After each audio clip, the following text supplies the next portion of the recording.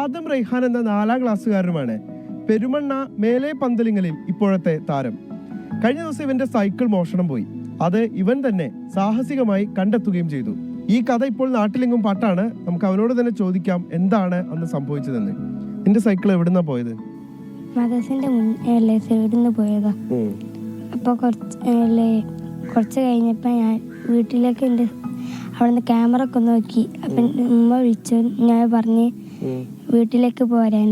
കുറച്ച് കഴിഞ്ഞ് അവിടെ CCTV ഒക്കെ നോക്കിയപ്പോൾ അവിടുത്തെ ഉസ്താദ് ഞാൻ പറഞ്ഞ് വൈകുന്നേരം വാ, അപ്പോൾ അമ്മ നോക്കാം.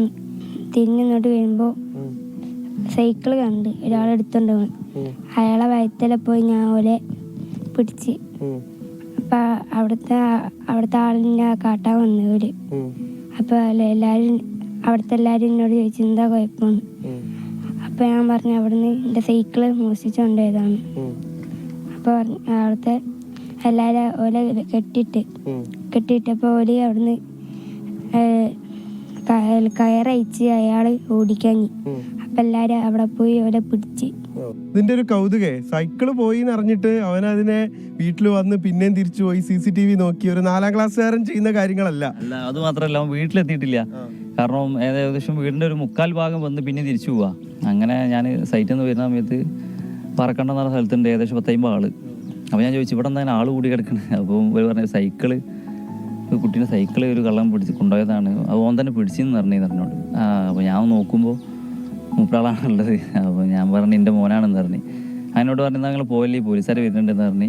അങ്ങനെയാണ് പോലീസുകാരെ ഏൽപ്പിക്കുന്നത് നമ്മൾ ആ കാര്യം. ആൾക്ക് ഭയങ്കര ഇഷ്ടമുള്ള സൈക്കിളാണല്ലേ? സൈക്കിളുമ്പോൾ തന്നെ ഫുൾ ടൈം.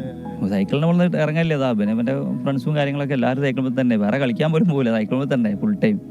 എന്തായാലും ഒരു രസകരമായിട്ടുള്ള കൗതുകരമായിട്ടുള്ള ഒരു കഥയാണ് പെരുമണ്ണയിൽ നിന്ന് പുറത്തു വരുന്നത്. കാരണം ഒരു സൈക്കിൾ പോകുന്നു, അതിൻ്റെ പുറകെ അവൻ സഞ്ചരിക്കുകയാണ്. എൻ്റെ സൈക്കിൾ അങ്ങനെ വിട്ടുകൊടുക്കാൻ ഞാൻ തയ്യാറല്ല എന്ന് പറഞ്ഞുകൊണ്ട് അതിൻ്റെ പുറകെ പോകുന്നു.